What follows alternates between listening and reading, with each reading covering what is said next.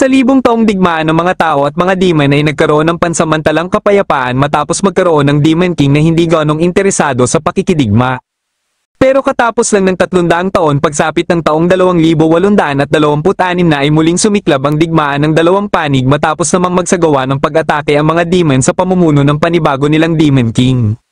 Dahil dito ay maraming bansa ang bumagsak kabilang ang Gargan Empire na may pinakamalaking hukbo sa panig ng mga tao. Napagpasyahan ng natitirang hukbo ng mga tao na harapin ang pangunahing puwersa ng mga demon habang ang Suicide Squad naman na pinapamunuan ni Kyle Leonard ang pumasok sa kastilyo ng Demon King para iligpit ang Demon King. Dahil sa mga demon na nakapwesto din sa kastilyo ay tanging sila Kyle at Urza na lang ang nagawang makadiretso sa kinaroroonan ng Demon King. Ngunit makalipas lang ang ilang minuto ng pakikipaglaban nila sa Demon King ay pati si Urza ay nasawi din. Sa sobrang lakas ng Demon King ay napagpasyahan ni Kyle na pakawala na ang kapangyarihan ng gemstone sa kanyang espada. Sinubukan itong tapatan ng Demon King pero matagumpay niya pa din itong napuruhan at dito niya na ito natalo. Bagamat nagtagumpay siya sa kanilang misyon ay sobrang lungkot pa din ang kanyang nararamdaman na wala na ding natira sa mga nais niyang protektahan. Ilang sandali lang ay mas nagliwanag pa ng sobra ang Magic Stone sa trono kaya pinilit niyang tumayo dahil iniisip niya na baka magwala ang kapangyarihan nito. Pero nang mahawakan niya ito ay bigla na lang siyang nagising sa kanyang kwarto. Kaagad siyang sumilip sa bintana at dito niya na naisip na baka nananaginip lang siya. Biglang pumasok ang kaibigan niyang si Liza na kaagad napansin ang kanyang mga luha. Pagkalapit nito ay kaagad niya itong niyakap dahilan para magulat din ito. Dahil pabigla-bigla siya ay sinikmuraan tuloy siya para mapahinto siya. Sa sobrang sakit ng kanyang sikmura ay napagtanto niya kaagad na hindi siguro siya nananaginip lang. Dito niya na din nakita ang Magic Stone dahilan para makumpirma niya na hindi nga siya nananaginip. Pagkatingin niya sa salamin ay napansin niya na parang bumata din ang kanyang hitsura. Dahil dito ay naisip niya na baka bumalik siguro siya sa nakaraan. Bigla siyang nakaramdam ng gutom at buti na lang ay saktong may inihandang pagkain si Liza. Sa sobrang tagal na ding hindi siya nakakakain ng maayos sa pagkain ay napasarap ang kanyang kain kaya naubos niya ang lahat na nakahanda. Biglang dumating ang kaibigan niyang si Terran na gusto din sanang kumain kaya nagulat ito na naubos niya na pala ang mga pagkain. Dito niya na sinamantala ang pagkakataon na magtanong kung anong petsa at taon na. Matapos siyang sagutin ni Terran ay nagulat siya dahil nasa nakaraan nga siya at eksaktong kaarawan din niya sa araw na ito. Minabuti niya na magtungo sa kanilang aklatan at nakita niya dito ang kanyang ina. Isa itong archmage kaya tinanong niya ito kung may spell ba na kayang magpabalik sa nakaraan. Ayon dito ay posible naman umano ito pero kinakailangan ng matinding magic power para magawa ito. Ipinakita sa kanya ang Divine Dragon's Heart ng Ancient Magic Kingdom ng Zarals dahil ito lang ang umano ang may kakayahan para makabalik sa nakaraan. Pero matagal na itong nawawala at baka napasa kamay na ng mga demon kaya mas lalo lang lumakas ang kanyang hinala na bumalik nga talaga siya sa nakaraan gamit ang hawak niyang Magic Stone na siyang sinasabi sa libro na Divine Dragon's Heart. Habang nag-iisip-isip siya sa mga nangyayari ay bigla siyang nilapitan ni Liza kaya sinamantala niya ang pagkakataon na ito na humingi ng tawad sa ginawa niya kanina. Matapos nitong marinig ang kanyang dahilan ay kaagad naman siyang pinatawad dito. Alam niya na katapos ang 3 taon ay matatapos na ang kapayapaan na tinatamasa nila at kung wala siyang gagawin ay siguradong masasaksihan niya muli ang pagkasawi nila Liza at ang ibang mga mahal niya sa buhay. Dahil dito ay nangako siya sa kanyang sarili na gagawin niya ang lahat para baguhin ang kanyang kapalaran at ang kapalaran ng mundo. Kinabukasan din mismo ay nagsimula kaagad siyang magsanay. Ginamit niya ang naging karanasan niya sa pakikipaglaban sa Demon King para masanay siya dito. Nang ginamit niya ang haste ay nagulat siya dahil parang mas lumakas ang kanyang magic power. Gayunpaman ay hindi pa din ito sapat na makasabay sa mga atake ng Demon King sa kasalukuyan niyang sitwasyon. Nagtataka naman sila Terra na muli siyang nagsanay sa paggamit ng espada kahit kakasabi pa lang niya nung isang araw na hihinto na siya sa pagsasanay. Dumating din dito ang ina ni Theron at master ni Kyle na si Layla. Matapos nitong malaman ng biglaang pagbabago ng isip ni Kyle ay naisip kaagad nito na posibleng dahil ito sa isang babae. Naniwala naman kaagad sa kanya si Liza kaya kinumpranta tuloy nito si Kyle. Habang nanananghalian sila ay sinamantala ni Kyle ang pagkakataon na ito na magtanong kung sino-sino ang mga personalidad na may kakayahan na mag-impluwensya ng mga tao sa iba't ibang bansa.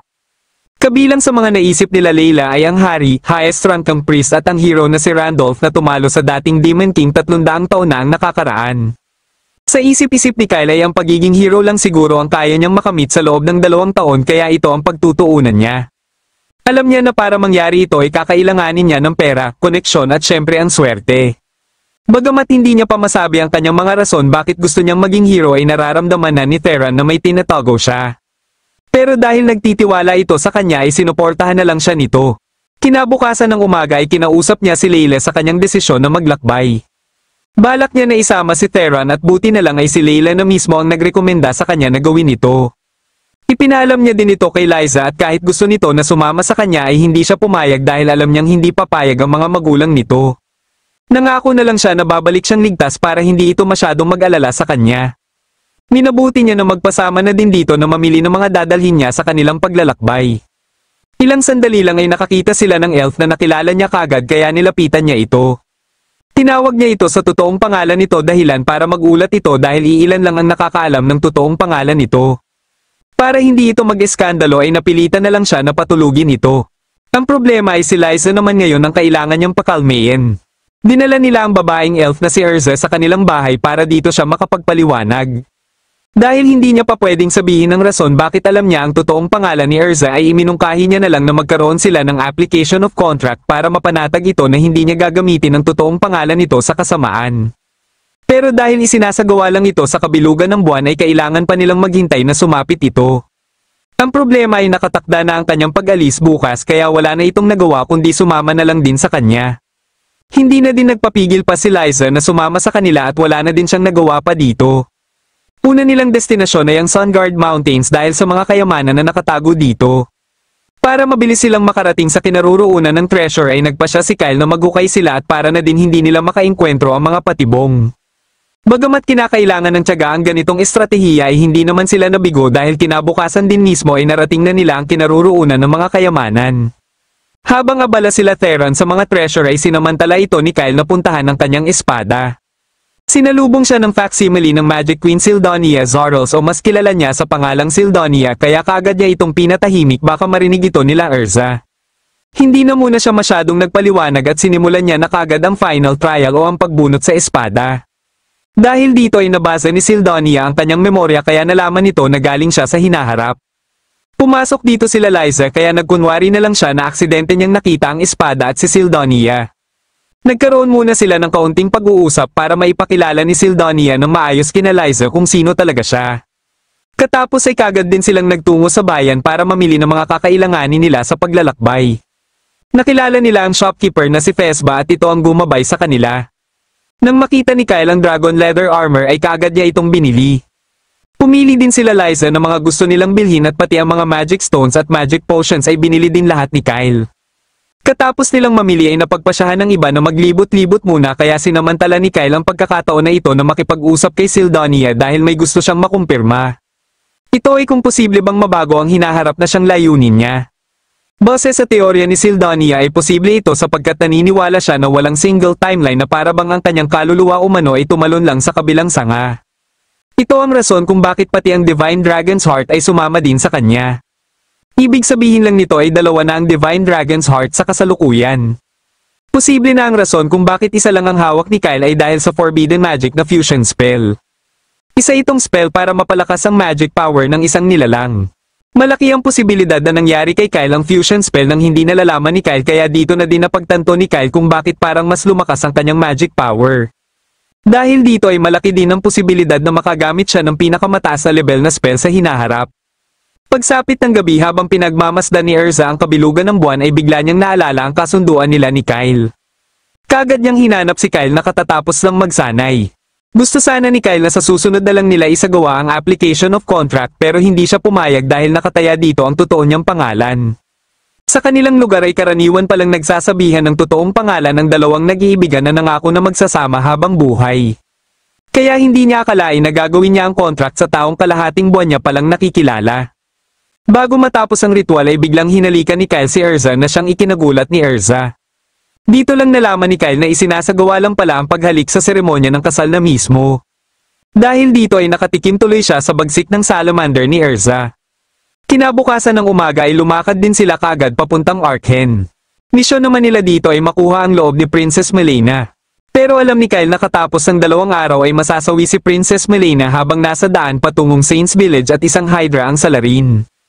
Gayunpaman ay may sabi-sabi na isa itong assassination na pinagmukha lang na isang pag-atake ng Hydra. Isa sa pinanghihinalaan na mastermind ng assassination ay ang half-brother ni Princess Melena na si Prince Kernos dahil ito ang pumapangalawa sa kanya sa trono. Plano ni Kyle ngayon ay samantalahin ang pagkakataon na iligtas si Princess Melena para makuha ang loob nito at maging simula sa kanyang pinaplano na maging hero.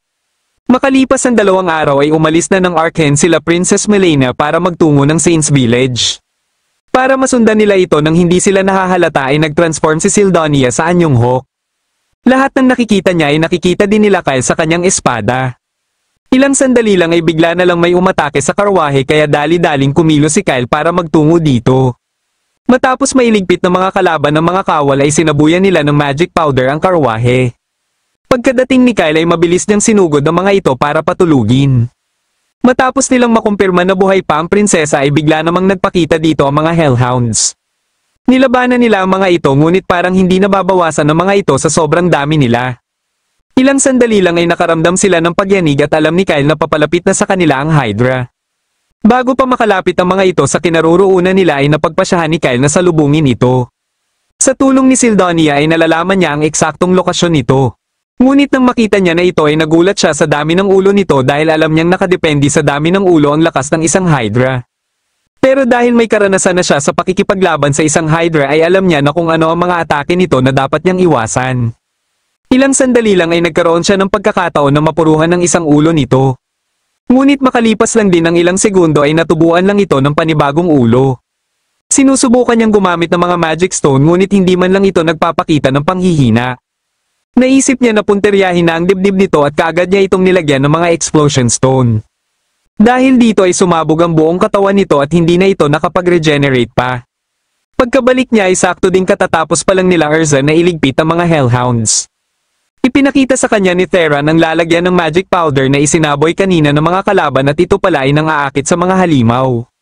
Makalipas lang ang ilang minuto ay nagpadala na ng mga kawal ang 2nd Battalion Captain na si Zentos sa kinaroroonan ng prinsesa. Nang magkamalay si Princess Melena ay nagulat ito na buhay pa siya dahil akala niya ay hindi na siya magigising pa. Nagpakilala sa kanya si Kyle pero sinabi lang ni Kyle na saktong napadaan sila habang inaatake ang karwahe kaya hindi sila nagdalawang isip na tumulong. Malugod na nagpasalamat sa kanya ang prinsesa at katapos ay napagpasyahan nito na lumabas ng karwahe para tingnan ang sitwasyon sa labas. Dito na napansin ni Sildonia ang papalapit na hukbo na ipinadala ni Zentos pero matapos itong malaman ni Princess Melena ay sinabihan nito sila Kyle na kailangan na silang umalis kaagad. Kaya nalaman na din nila Kyle na pinadala pala ni Zentos ang mga kawal para masigurado ang kamatayan ni Melena. Hindi makapaniwala si Kyle sa kanyang nalaman dahil iba ang pagkakakilala niya kay Zentos sa hinaharap. Bago sila umalis ay pinasunog muna ni Princess Melena kay Arca ang mga bangkay para mahirapan ng mga kawal na makilala ang mga ito. Habang nasa biyahe na sila ay dito na ipinaliwanag ni Princess Melena kina Kyle kung bakit niya nasabi na si Zentos ang may pakana sa pag-atake at ito ay sa utos ni Prince Kernos. Narinig niya umano ang usapan ng mga ito nung bago siya mawala ng malay matapos siyang patulugin. Alam niya kung gaano ka-incompetent ng kanyang kapatid pero ibang usapan na kung tinutulungan ito ni Zentos. Karaniwang nag-e-escort sa kanya tuwing lumalabas siya ay ang 5th Battalion na pinamumunuan ni Captain Kilren pero sa pagkakataon na ito ay si Zentos ang naatasan na mag-escort sa kanya. Dapat sa una pa lang ay nanghinala na siya kung bakit sumama din sa kanila si Kernos. Hindi pa din makapaniwala si Kyle na kasabwat pala si Zentos sa assassination at ibig sabihin lang nito ay kalaban na din nila ito. Nangako sa kanila si Princess Melena na makakatanggap sila ng pabuya kung makaligtas sila kaya nilinaw na din ni Kyle na hindi pera o posisyon ang kanilang gusto kundi ang karangalan. Nagplano sila kung ano ang magandang gawin para makaligtas sa mga humahabol sa kanila. Naisip ni Kyle ang kapakanan ng mga taga Saints Village kaya iminungkahi niya na bumalik sila sa Arkhen. Nalaman ng mga kawal ang kanilang pagbabalik kaya kaagad na naghanda ang mga ito. Ngunit hindi nila inaasahan ang mga explosion stone kaya naisahan tuloy sila nila Kyle. Nang makalayo-layo sila Kyle ay bigla namang nasira ang gulong ng kanilang karwahe. Minabuti nila na abandonahin na lang ang karwahe at gamitin ng mga kabayo. Ipinalam ni Sildonia kay Kyle na may nasa 30 kalaban umano ang papalapit na sa kanila.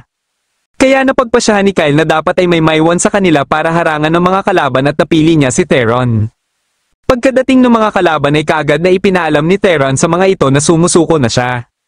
Para hindi siya iligpit ay nagmakaawa pa siya sa mga ito at nag-alok ng mga ginto. Nagtataka naman si Urza kung bakit si Theron ang pinili ni Kyle na maiwan. Dito niya na nalaman na hindi pala basta-basta si Terran pagdating sa paghawak ng espada dahil mas malakas pa ito kumpara kay Kyle. Mabilis lang nailigpit ni Terran ang namumuno sa mga kawal at sinunod din niya kagad ang iba. Makalipas lang ang ilang minuto ay nagawa niya ng maubos ang mga kalaban. Nalaman naman kagad ni Zentos na may nangialam sa kanilang operasyon kaya nagpasya siya na kumilos na din.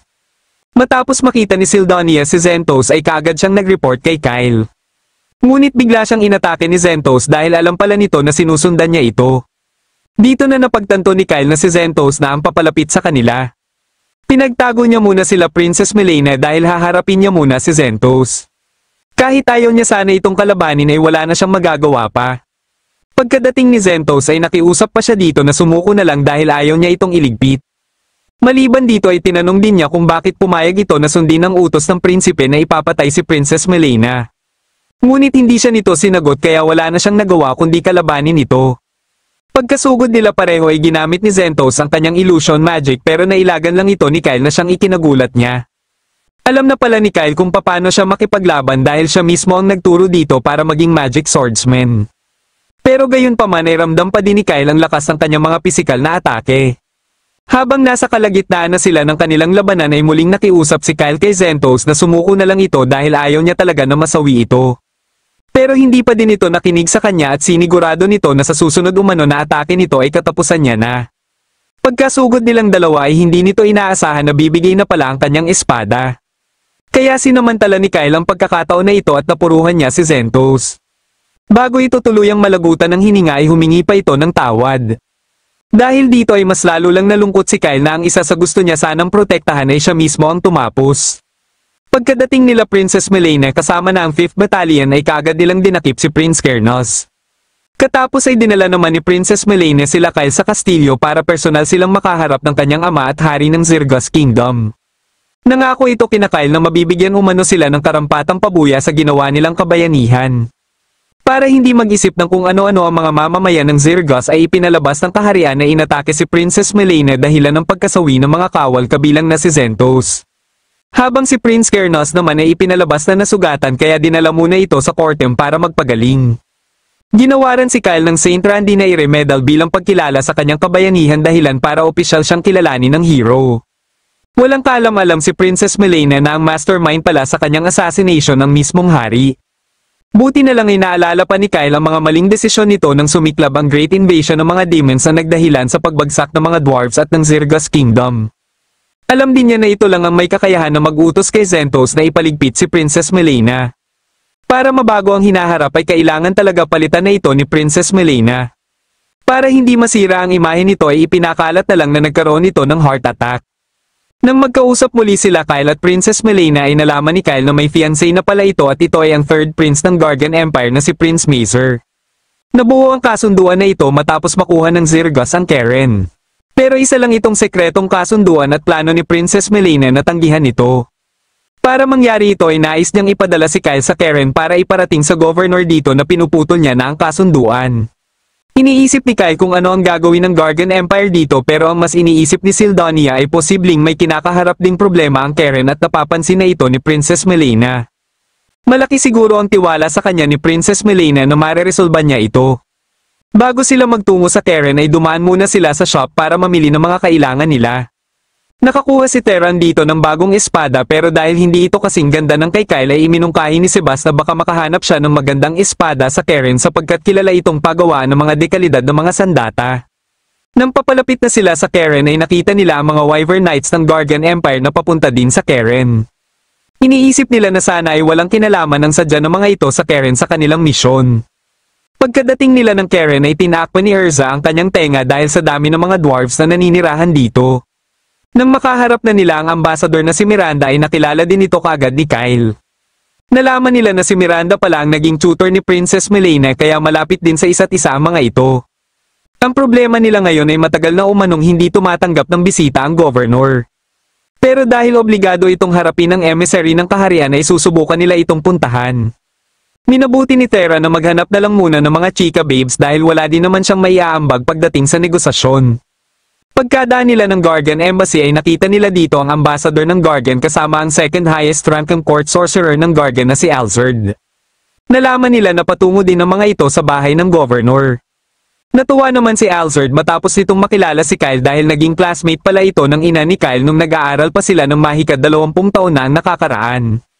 Pagkadating nila sa bahay ng governor ay bigo pa din sila na makaharap ang governor kaya sinabi ni Miranda sa butler na babalik sila katapos ng ikalawang araw at umaasa sila na makakaharap na nila ang governor. Base sa naging reaksyon ni Alzard ay posibleng alam na ng imperyo ang plano ni Melina. Alam ni Miranda na mag-uumpisa na sa pagbabanta ang imperyo kaya kailangan niya na mag-appoint ng bagong governor sa lalong madaling panahon at ang napili niya ay ang best blacksmith ng Keren na si Gazes. Sakto namang may nadaanan si Terran na parang inaagrabyado ng 4 na kalalakihan kaya kaagad niya itong sinaklolohan. Ngunit bigla siyang nalungkot nang malaman niya na isa palang lalaki ang kanyang tinulungan. Pero nang malaman niya na may kapatid itong babae ay nabuhayan siya ng loob at kaagad na pinatulog ang mga kalaban. Isa palang artificer ang kanyang tinulungan na nagngangalang Go. Investor umano nito ang boss ng mga binugbog ni Terran pero nagalit ito matapos niyang sabihin na aabuti ng 10 taon ang ginagawa niyang magic weapon. Nais naman ni Terran na ihatid na si Go pauwi para makilala niya na ang kapatid nitong babae ngunit nalaman niya na may asawa na pala ito. Habang kinukumbinsi ni Miranda si Gazes ay dumating sila Go dahil ama pala ni Go si Gazes kaya nagkita-kita sila Kyle at Terran dito. Inirekomenda ni Kyle si Gazes kay Terran para gumawa ng kanyang espada. Habang hinihintay nila na matapos sila Miranda at Gazes ay inasikaso muna sila ni Go. Nalaman nila Kyle na pure human si Go dahil ang tatay umano nila ay ang dating nakarelasyon ng kanilang ina. Habang tinitingnan ni Kyle ang mga blueprint na nilikha ni Go ay nagulat siya nang makita niya ang golem. Dito lang niya nalaman na si Go pala ang creator ng mga golem na ginamit nila sa pakikipaglaban sa mga demons. Matapos nila itong maipakita kay Sildonia ay hindi na pinalampas ni Kyle ang pagkakataon na ito na pilitin si Go na tapusin ang prototype sa loob lamang ng 1 taon at nangako siya na ang bahala sa pondo. Pati ang utang niya sa mga nauna niyang investors ay babayaran na din ni Kyle kaya tuwang-tuwa dito si Go. Pagkaalis ni Miranda ay kinausap nila Kyle si Gazes para sana pagawan si Terran ng espada. Ipinakita ni Kyle ang kanyang espada na gusto ni Terran na paggayahan at nakilala ito kaagad ni Gazes. Hindi siya makapaniwala na may makikita siyang isa pa na ganitong espada. Ngunit nilinaw niya din kaagad na hindi siya makakagawa ng ganito kataas na kalidad na espada. Pero dahil sa kanyang mga sinabi ay napaisip din sila Kyle na may iba pa palang espada na katulad ng kanyang espada. Kinabukasan ay bumisita sa embahada ng Zirgos si Alzard para imbitahan si Kyle na mananghalian sa embahada ng Gargan. Gusto umano nito na makausap ang anak ng kanyang kaklase at pwede ding isama ni Kyle sila Liza. Dito lang nalaman ni Kyle na ang kanyang ina pala ang lumikha ng teknik para makasakay sa Wyvern. Dahil hindi sumama sila Liza ay sila Kyle at Miranda na lang ang pumunta sa embahada ng Gargan. Ngunit nang malapit na sila sa silid ni Alzard ay biglang nakaramdam si Kyle ng napakalakas na aura. Pagkapasok nila ng silid ay nakita nila si Alzard na wala ng buhay at kagagawan pala ito ng isang demon. Bigla itong sumugod kaya nilabanan ito ni Kyle kahit hindi niya dala ang kanyang espada. Buti na lang ay gumana dito ang kanyang atake at dahil dumating dito ang mga kawal ay napilitan itong umatras. Hindi lang pala si Alzard ang biktima dahil marami pang ibang biktima sa loob ng embahada. Kasalukuyan namang nasa bahay nila Go sila Terran para kausapin ulit si Gazes pero kaninang umaga pa pala ito wala sa bahay. Tinanong nila si Go tungkol sa espada na kahawig ng espada ni Kyle at naisip ni Go na baka ang tinutukoy ng kanyang ama ay ang Holy Sword Rand na sinasabing ginamit ng hero na si Randolph para talunin ang dating Demon King. Baka nakita ito ng kanyang ama sa syudad at kung andito man ito sa syudad ay malaki ang posibilidad na hawak ito ng governor. Ilang sandali lang ay naramdaman ni Terran na pinapalibutan na ang bahay ng mga nasa 10 katao. Pinagtago nila sila Go para masigurado ang kaligtasan nito. Bubuksan pa lang sana ng mga kalaban ng pinto ngunit naunahan sila ni Terran. Nilabanan ni Terran ang iba sa mga kalaban at sila Liza at Ursa naman ang humarap sa mga pumasok ng bahay. Hindi nila iniligpit ang mga ito dahil kailangan nilang malaman muna kung sino ang nag-utos sa mga ito. Nalaman nila na si Go pala ang pupunteryahin sana ng mga ito. Naalala ni Go ang pagtaas ng mga kaso sa biglaang pagkawala ng iilang residente ng Keren at naisip nila Liza na ito siguro ang rason bakit maraming kasamang kawal si Miranda. Wala silang kaalam-alam na may demon na pala sa labas na naghahanda sa pag-atake. Buti na lang ay naramdaman ni Terran ang papalapit na atake kaya nakadapa pa sila. Kagad na umalis ang demon pero sigurado si Sildonia na spell ng isang demon ang tumama sa kanila. Pagkabalik nila ng embahada ay napag-usapan nila ang mga nangyari. Minabuti ni Kyle na hayaan muna ang mga demon at ang importante ngayon ay kumpirmahin kung may kinalaman ba ang governor sa nangyayaring kidnapping dahil isa ito sa may kakayahan para pagtakpan ang insidente. Biglang dumating ang isang gwardya para ipaalam sa kanila na nasusunog umano ang mansyon ng governor. Pagkadating nila dito ay mga debris na lang ang kanilang naabutan. Ngunit hindi nila makita dito ang governor o ang bangkay nito. Naisip nila na kung hindi demon ang may kagagawan sa pagsunog ay tanging ang governor na lang ang naiisip nilang suspect. Posible na ginawa niya ito para pagtakpan ng kidnapping kaya kailangan nila itong mahanap kaagad. Biglang dumating dito si Go at dito na nila nalaman na ang mensahero pala ng governor ang nagpatawag kanina kay Gazes kaya iniisip ni Go na dito ito nagtungo. Dahil dito ay nabahala ng sobra si Miranda na baka ipinaligpit si Gazes at kasalanan niya ito dahil siya ang nagdumina dito para maging susunod na governor. Base sa kanyang reaksyon ay naalala ni Kyle ang pag-amin nito sa taong iniibig nito at dito niya na napagtanto na ang tinutukoy siguro nito ay si Gazes.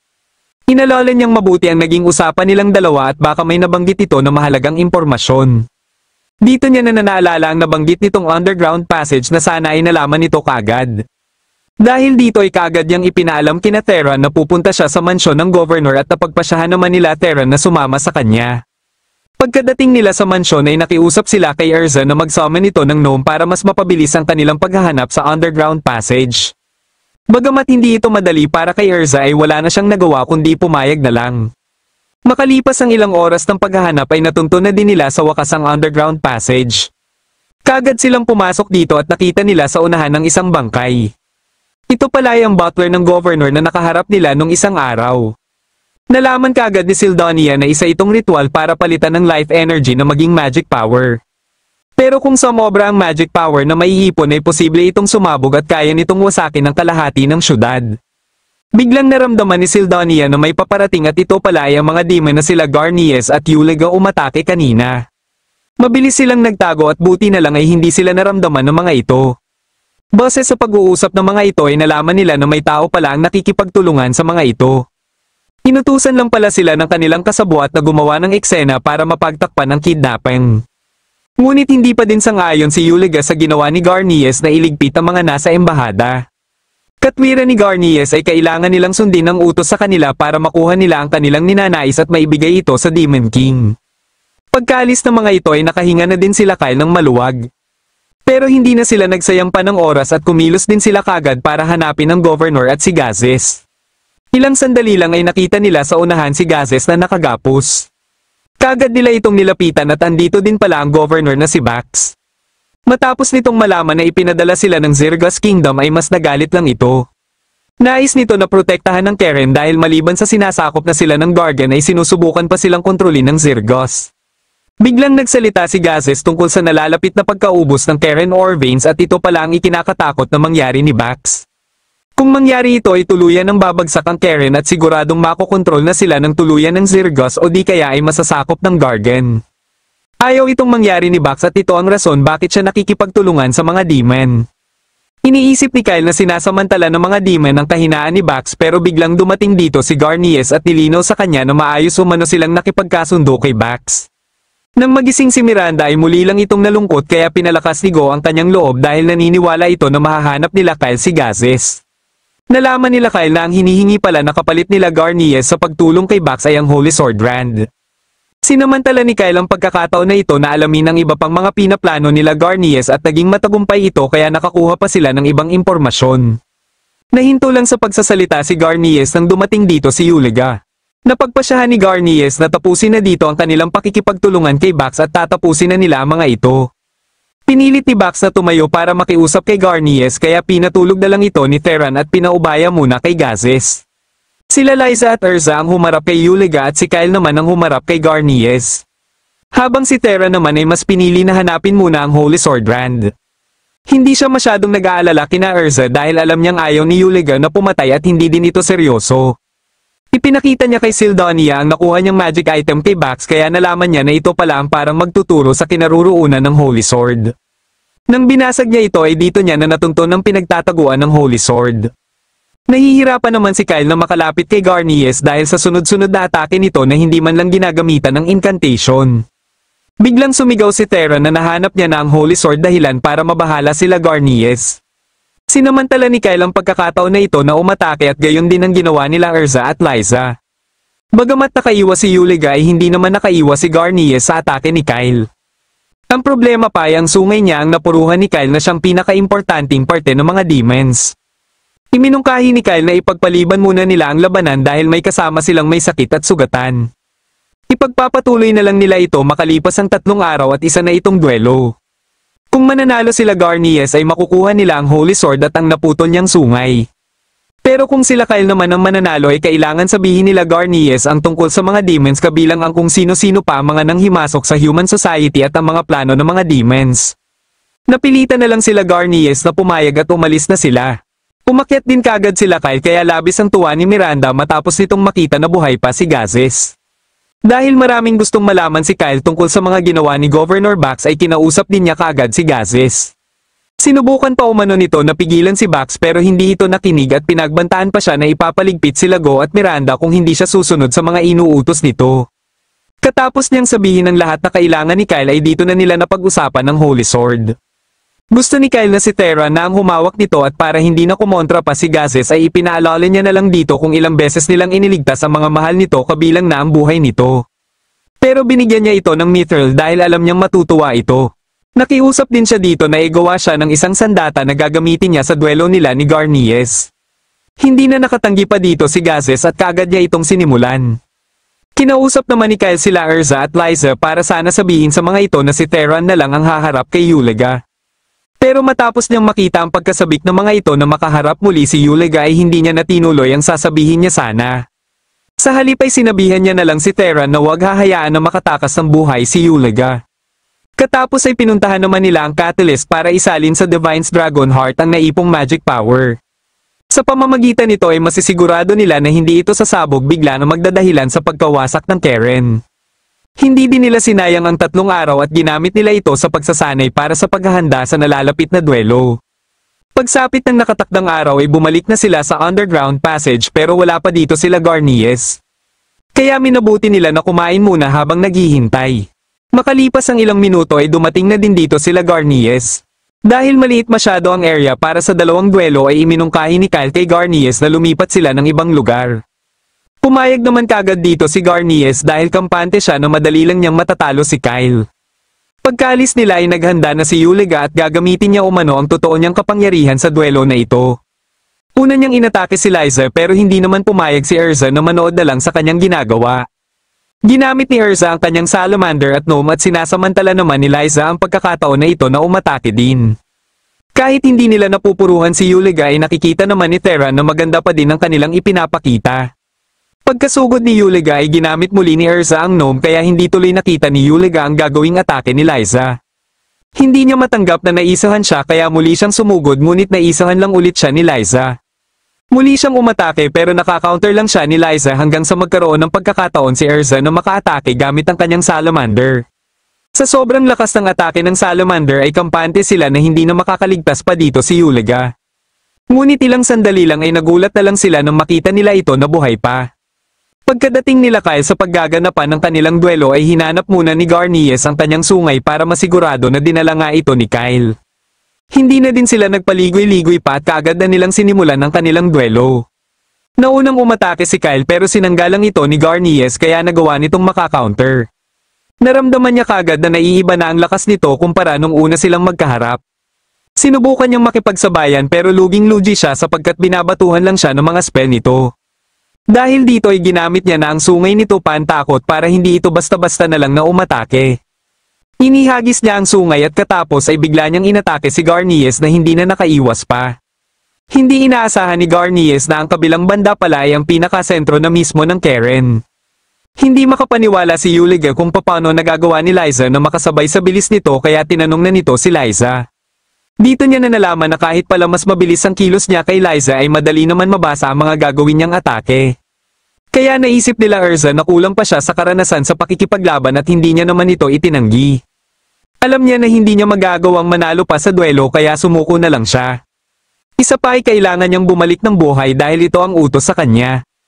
Dahil sa kanyang pagkatalo ay kailangan niyang sagutin ang mga itatanong sa kanya bilang pagtupad sa napagkasunduan. Naalala nila Erza ang sinabi ni Kyle nung nakipagkasundo siya kay Garnies na tungkol sa mga impormasyon sa mga demons at kung sino-sino pa ang mga demons na nakikihalubilo sa mga tao. Sa pagkakaalam naman ni Yuliga ay tanging sila lang dalawa ang nautusan pero posible din na may iba pa ang nanghimasok na wala ng basbas ng Demon King. Bago siya umalis ay tinanong niya muna ang pangalan nila Liza at dito na din siya nagpakilala. Ipinagpatuloy nila Kyle at Garnies ang kanilang labanan pero hindi pa din magawa ni Kyle na makasabay sa mga atake ni Garnies. Nang ililigpit na siya nito ay dali-dali niyang ginamit ang dala niyang adhesive na likha ni Go. Katapos ay dito niya na ginamit ang kadena na kanina pa niya binabad sa lava. Akala ni Garnies ay ordinaryong kadena lang ito ngunit ito pala ang nilikha ni Gazes na gawa mula sa mithril. Alam nila pareho na si Kyle na ang nanalo kaya kailangan ay sundin ni Garnies ang kanilang napagkasundoan.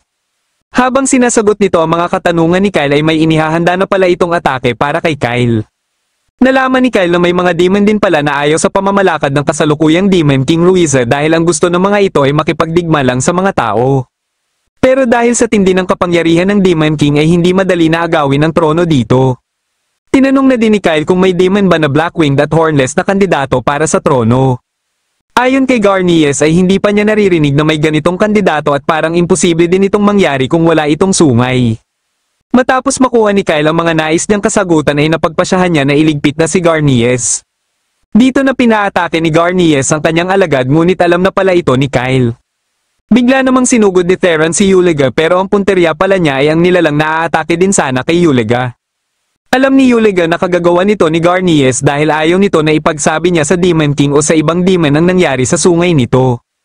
Nagmukha namang bayani si Theron kaya hindi niya nalang sinabi na si Yuliga talaga sana ang kanyang aatakihin at nagkataon lang na napansin niya din ang alagad ni Garnies. Dahil sa reaksyon nila Liza para kay Yuliga ay hinayaan niya na lang si Yuliga na makaalis. Sinubukan pa ni Garnies na magmakaawa pero kahit anong sabihin niya ay hindi na siya kinawaan pa ni Kyle. Nang malaman ni Kyle na hinayaan lang ni Theron na makaalis si Yuliga ay hindi niya napigilan na pag-alitan ito. Pero napagtanto din niya kagad na baka hindi talaga masasabi ni Theron na isang banta si Yuliga. Naisip niya na baka sa 300 taon ng kapayapaan sa pagitan ng mga tao at mga demons ay may mga demon na din ang nagbago. Dahil nakatakda ang kanilang pag-alis bukas ay binisita muna nila sila Gazes at Go. Bilang pasasalamat na din ay ginawan pala sila ni Theron ng kaluban ni Gazes at gawa umano ito sa mithril. Nakiusap naman si Go kay Sildonia na kung pwede ay magpaiwan na lang ito ngunit bigo siya na mapapayag ito. Katapos nila dito ay pinuntahan na din ni Kyle si Miranda at dito niya nalaman na pumanaw na pala si Bax. Sa ngayon ay problema pa din nila ang massacre sa Gargan Embassy at siguradong sisisihin ng Imperyo ang Zirgos. Nakiusap si Kyle kay Miranda na kung maaari ay huwag munang ipapalam kahit kanino ang ginagawa ni Go kahit pa sa Zirgos mismo. Nalaman naman nila Melena ang biglaang pagpapatawag ng 3 prinsipe ng Gargan Empire sa Imperial Capital sa Rus. Dahil dito ay inutusan ni Melena sila August at Captain Kilren na puntahan sila Kyle. Kaya kinabukasan ng umaga ay nakita nila Kyle sila Kilren na hinihintay sila. Kagad silang pinasakay at nalaman ni Kyle na dadalhin pala sila ng mga ito sa Rus. Ito ay para sila mismo ang magpaliwanag sa mga prinsipe kung ano talaga ang nangyari sa Imperial Embassy sa Keren. Dahil dito ay nakasalalay na tuloy sa kanila ang kapakanan ng 2 bansa. Gayunpaman ay nasasabik din dito si Kyle dahil siguradong makikita niya muli ang kanyang kaibigan. Kasalukuyan namang nag-uusap-usap ang 3 prinsipe tungkol pa din sa nangyari sa Imperial Embassy sa Keren. Ayaw maniwala ng 2 prinsipe sa ibinigay na report ng Zirgos habang si Prince Mazer ay nagre-relax lang. Dahil alam niya na may bagong hero ang Zirgos ay may kutob siya na posibleng ito ang nagligpit sa demon na umatake sa Keren. Pagsapit ng gabi habang nagpapahangin si Kyle ay bigla siyang kinausap ng isang babae. Pero matapos nitong makita si Mazer ay dali-dali din itong umalis. Pagkalapit ni Mazer kay Kyle ay diretsahan nitong tinanong si Kyle kung papayag ba umano si Kyle na magsilbi dito. Dahil kung hindi naman umano sila magiging magkakampi ay mas gugustuhin na lang nito na iligpit si Kyle. Dito na nagtatapos ang huling episode ng New Saga Season 1. Kung nagustuhan mo ang ating kwento ay huwag kakalimutang mag-like at mag-subscribe na din para malalaman mo kagad kung may bago akong video.